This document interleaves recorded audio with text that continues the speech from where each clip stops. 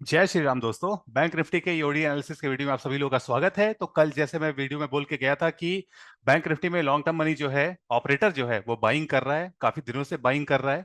और हालांकि एफओएमसी के फेड के मिनट्स हैं, लेकिन ऑपरेटर को सब कुछ पहले से पता होता है। तो आज गैप अप हो गया और अब गैप अप के बाद जो आफ्टरनून में करेक्शंस आया है, उसके बेसिस पर अपन को अपने व्यू में किस तरह से क्या चेंजेस करने हैं, क्या एडजस्टमेंट करने हैं, वो देखते हैं।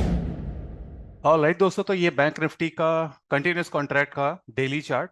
कल वर्नल इक्विनॉक्स था, वहां से लो बना है, मार्केट ऊपर की तरफ आज भागा मॉर्निंग में एंड लेकिन फिर ये आफ्टरनून में सेल ऑफ हो गया। मतलब हालांकि जो कैंडल है वो kind of you can say कि डोजी जैसी नहीं है, बट ये जो आफ्टरनून में करेक्शन आया ना, ये बता रहा है कि ये जो आफ्टरनून का करेक्शन है कि अभी डाउन साइड में कुछ ना कुछ बिजनेस बचा हुआ है।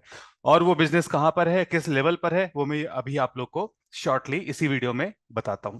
अच्छा, अब यहां पर क्या है ना, ये जो हायर टाइम फ्रेम का मतलब डेली का जो चार्ट है, तो इससे अपन को ये बॉटम की विक्स से पता चल रहा है कि बाइंग हो रही है। ऊपर से अभी सेलिंग आई है और ये सेलर ये यही वाला है जिसने 14 मार्च को सेलिंग की थी। तो 14 मार्च की जो सेलिंग है उसके वीवैप तक ये गया और फिर वहां से वापस आ गया।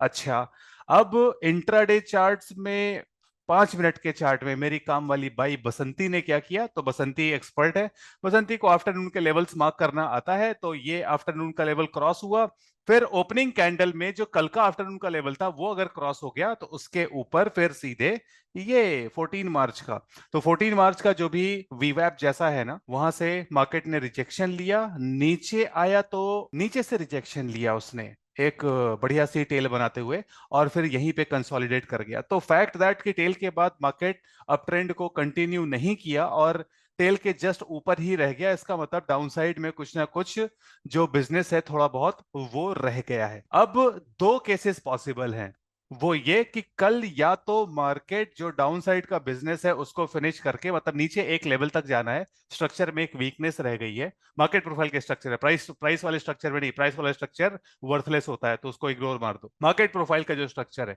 उसमें नीचे एक वीकनेस रह गई है, तो उसको क्लियर करके मार्केट तुरंत ऊपर की तरफ रिवर्ट मार सकता है।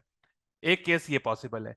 और सेकंड केस ये पॉसिबल है कि कल मार्केट सरप्राइज गैप अप देके कंटिन्यू मार जाए, तो जाना इसको ऊपर है। बस ये एक आशंका सी आ गई है कि कल हो सकता है एक छोटा सा गैप डाउन आ जाए। बैकग्राउंड का कलर रेड है, अपन ने पुट साइड का बीटीएसटी ले रखा है। अब दोस्तों जो कल लेवल दिया था तो लेवल ये रहा, ये हिट हो गया, इट्स डन। अब उसके बाद ये 46,850 का एक लेवल है और ये है वो डाउन साइड बिजनेस वाला लेवल। तो यहाँ पे जो कंसोलिडेशन है इसके नीचे जरा से यहाँ पे वीकनेस रह गई है। तो हाई चांसेस, मतलब जो मुझे सिनारियो लग रहा है वो ये कि मार्केट जो भी कल नीचे की तरफ गैप डाउन या फ्लैट ओपनिंग देख के नीचे की तरफ भागे, यहां से इस बिजनेस को क्लियर करके और फिर उसके बाद बाउंस बैक, यानी कि जो फ्राइडे है दोस्तों वो ऐसा और ऐसा जैसा लग रहा है। अब देखते हैं अपन लोग टीपीओ चार्ट। तो दोस्तों ये बैंक निफ्टी का मंथली कॉन्ट्रैक्ट, मंथली प्रोफाइल एक तरह से बोल सकते हो। तो वन टाइम फ्रेमिंग ओवर हुई है, वी हैव बिकम न्यूट्रल, बढ़िया सी बाइंग टेल भी है। और अब इसके बाद अगर आप वीकली में देखते हो तो वीकली में भी जो वन टाइम फ्रेमिंग है वो ओवर हो चुकी है, rather we have turned bullish, और ये तो इनसाइड कैंडल है। तो ये इनसाइड कैंडल है, तो देखते हैं कि डेली में क्या हो सकता है। तो डेली में दोस्तों ये मॉर्निंग में जो मार्केट ऊपर गया ना, ये पुअर हाई की जैसे दिख रहा है, बट ये पुअर हाई है नहीं, दिस इज अ टेल। और फिर उसके बाद ये जो मार्केट नीचे की तरफ आया ना, एंड में पीओसी पहले ऊपर चल रही थी, ये एल और एम पीरियड में पीओसी नीचे की तरफ शिफ्ट हो गई एकदम से। तो ऊपर का जो टीपीओ काउंट है वो एकदम से ज्यादा हो गया। और टीपीओ काउंट वाला वीडियो आप लोगों ने देख ही रखा है, अदरवाइज मार्केट प्रोफाइल की प्लेलिस्ट में। तो ऊपर वाला टीपीओ काउंट का मतलब है कि जो अपना अदर टाइम फ्रेम है, यानी कि जो अपना ऑपरेटर है पैसिव वाला, वो सेलिंग कर रहा है। तो तीन तरह के ऑपरेटर बेसिकली मार्केट में मार्केट प्रोफाइल से पता चलते हैं। एक जो टेल क्रिएट करता है, एक जो कि ये पैसिव सेलिंग करता है टीपीओ काउंट में, पैसिव सेलिंग या बाइंग करता है प्रोफाइल में या बॉडी में, और थर्ड जिसको मैं शार्क बोलता हूं, तो शार्क वाला फिर कभी। तो ये तीन तरह के जो होते हैं, तो इनमें से तीन में से दो जो है, एक जो एग्रेसिव बाइंग कर रहा है लोअर लेवल पे, तो वो ये टेल बना बना के एग्रेसिव बाइंग कर रहा है, तो वो तो बुलिश है ही, मतलब वो बाइंग कर रहा है। फिर जो शार्क जिनको मैं बोल रहा हूं जो कि सेलिंग कर रही थी, तो वो भी आज न्यूट्रल हो गई है, न्यूट्रल, ठीक है ना, न्यूट्रल, बुलिश अभी नहीं हुई है, न्यूट्रल हो गई है। सो जो एग्रेसिव मौका परस्त वाली जो लॉन्ग टर्म मनी है, तो वो यहां पर लॉन्ग्स एक्यूमुलेट कर रही है। Sharks have become neutral. Sharks वो मनी है बेसिकली जो वीक मनी को डिवॉर करती है, और जो इधर पे अदर टाइम फ्रेम सेलर वाला पर्सन है, और पैसिव सेलर जो है, एग्रेसिव नहीं है, वो पैसिव सेलर है, तो वो यहाँ पे सेलिंग कर रहा है। और अगर आप 14 जो मार्च है उसकी प्रोफाइल देखो, तो वहां पर भी फेल्ड ऑक्शन पॉइंट है। फेल्ड ऑक्शन पॉइंट एक लॉन्ग टर्म का रेफरेंस होता है। सो वहां से सेलिंग आई है, और मार्केट बहुत तेजी से रिएक्ट हालांकि नहीं किया है। एक नॉर्मल मार्केट प्रोफाइल रीडर को ये पुअर हाई दिख रहा होगा, but this is not a poor high, this is a tail. और जैसा कि मैं कल आप लोग को बता रहा था, इधर पे ये पुअर हाई, ये पुअर हाई और ये poor high, inventories are becoming too short now. तो इस गैप अप में आई वाज एक्सपेक्टिंग कि शॉर्ट कवरिंग होगी, लेकिन शॉर्ट कवरिंग नहीं हुई है। और 10-15 को जो मैं डे टाइम फोरकास्ट कर रहा था, वो भी मैंने बोला था कि पी जैसा बनना चाहिए, पर पी नहीं बना। तो इसका मतलब डाउन साइड में अभी बिजनेस बचा हुआ है। स्ट्रक्चर की जो वीकनेस है वो रिपेयर होनी बची हुई है, और वीकनेस 2-3 जगह दिख रही है। स्ट्रक्चर जो भी है ना, इसमें 1 2 3 4 5 5 6 जगह वीकनेस है। तो this is a weak structure. तो इस स्ट्रक्चर को रिपेयर करके ये जो लो वॉल्यूम वाला एरिया है, यहां पे थोड़ा टाइम पास करके और ऊपर निकलने की तैयारी है। मार्केट एकदम रॉकेट बन के ऊपर जाएगा क्या? नहीं। लॉन्ग टर्म यहां पर जो रेफरेंस लेवल है फेल्ड ऑक्शन पॉइंट वाला, उसके आर पार मार्केट ऐसे आसानी से नहीं निकलता। तो अगर फ्राइडे के आफ्टरनून में, यानी कि कल के आफ्टरनून में अगर मार्केट पलटता भी है, तो यहीं कहीं पर रुक जाएगा। और फिर उसके बाद नेक्स्ट वीक मंथली एक्सपायरी जो भी है, उसको निपटाने के बाद it might resume it's up trend. Order flow में अगर दोस्तों देखें, तो मॉर्निंग में बढ़िया मार्केट ऊपर की तरफ भागा, लेकिन फिर इधर पे ये जो बायर्स हैं वो एब्जॉर्ब हो गए, यहां पे दिख रहा है।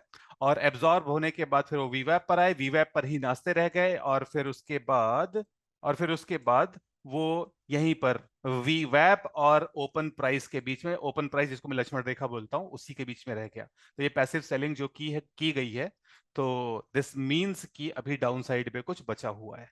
अब दोस्तों, अगर मैं आपको टेलीग्राम चैनल की कमेंट्री जो बता दूं, तो ये प्रीवियस डे हाई जो भी है क्लियर होना, ये मैंने वेंसडे को बोला था, तो वो आज क्लियर हो गया। ठीक है, दैट्स नॉर्मल, लेवल्स वगैरह हिट होते रहते हैं अपने। अब ये देखो 11:25 पे दोस्तों मैंने ये बोल दिया था कि अभी थोड़ी सेलिंग बची हुई है, और वो हो जाए फिर देखते हैं। अभी क्लॉक और स्ट्रक्चर जो है वो अगेंस्ट चल रहे हैं, इनके बीच में दोस्ती होने देते हैं। वो दोस्ती आज हो नहीं पाई। तो जो क्लॉक है वो हालांकि डाउन साइड के लिए रेडी नहीं हो पाई थी, लेकिन जो स्ट्रक्चर है वो उसके अगेंस्ट चल रहा था। तो ऐसा नहीं है कि जो डाउन मूव है वो सस्टेन हो गया। यहां पर देखो, ये जो 12:14 पर 12:15 बजे जो मैंने ये जो डाउन मूव आ रहा था ना, मैंने बोल दिया था कि डाउन मूव टिकना नहीं चाहिए, because clock is not ready for the reversal to the down side. 12:14 पे मार्केट में क्या हुआ दिखा देता हूं। तो ये दोस्तों 12:14 का मूव, ठीक है। रिवर्सल आने के पहले बता दिया था कि ये जो डाउन मूव है ये नहीं टिकेगा। रिवर्सल होने के पहले बताया था दोस्तों, होने के बाद नहीं। अपनी वो काम वाली बाइक इधर कमला का हमला नहीं ना ना। रिवर्सल होने के पहले बता दिया था कि ये जो डाउन साइड का मूव है ना, ये नहीं टिकेगा, यानी कि मार्केट रिवर्स मारेगा। और फिर वो रिवर्स हुआ, और पूरे दिन इस रिवर्सल के ऊपर ही रहा। ये है दोस्तों क्लॉक की power, because clock rocks. Price action वालों को ये सब नहीं पता, उनकी औकात के बाहर है ये।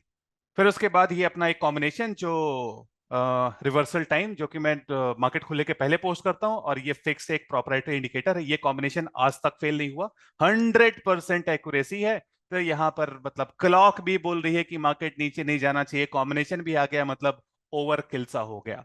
तो मार्केट को यहां से पलटना ही था, पलट गया, कंसोलिडेट किया। और अब कल खुलने के बाद, डाउन साइड बिजनेस फिनिश करने के बाद, अपसाइड की तरफ रिवर्स मार सकते हैं। अब कल देखते हैं कि क्या होता है। तो that was all for today दोस्तों। और मेरी कोशिश बस ये रहती है कि अपने इस एनालिसिस से मैं आप लोग को मार्केट के रॉन्ग साइड होने से बचा लूं। अपनी एक्सपेक्टेशन कल यही है कि नीचे पहले मॉर्निंग में डाउन साइड का बिजनेस फिनिश करके, और फिर अपसाइड का रिवर्सल। अगर अपसाइड का रिवर्सल नहीं आता है, तो फिर ट्यूसडे जिंदाबाद। और लॉन्ग वीकेंड है दोस्तों, इस चीज का ध्यान रखना। तो कल पोजीशन अगर आप लोग कैरी वेरी कर रहे हो ना, तो उसको हेज कर लेना, आप लोग के कैपिटल के हित में जारी। और दोस्तों, आप में से जो लोग बैंक निफ्टी के market profile and order flow के इंट्राडे अपडेट्स से बेनिफिट उठा सकते हैं, और मार्केट के रॉन्ग साइड होने से बच सकते हैं। तो मेरे टेलीग्राम चैनल में आप सभी लोगों का स्वागत है, लिंक आप लोग को डिस्क्रिप्शन में मिल जाएगी। और निफ्टी के लिए जो आप लोगों ने कमेंट किया था, तो आप लोगों में से बहुत सारे लोगों ने कमेंट किया है कि निफ्टी का एनालिसिस ऐड करो, बट अभी क्या है कि मैं वेट कर रहा हूं कि देखते हैं निफ्टी के एनालिसिस की कितनी जरूरत है। मैंने अपनी रिसर्च चालू कर दी है, फिर मैं अपनी कंडीशन स्टेट करूंगा कि निफ्टी का एनालिसिस करने के लिए मुझे आप लोगों से क्या चाहिए। तो that was all for today. See you tomorrow. जय श्री राम।